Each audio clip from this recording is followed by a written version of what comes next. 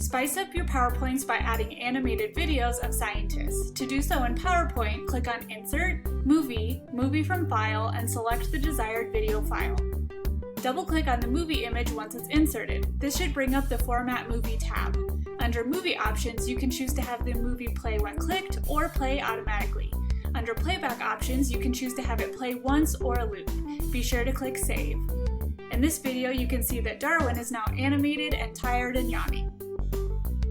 You can also add videos into Google Slides. To do so, click on Insert, Video, and select the desired video file from your Google Drive.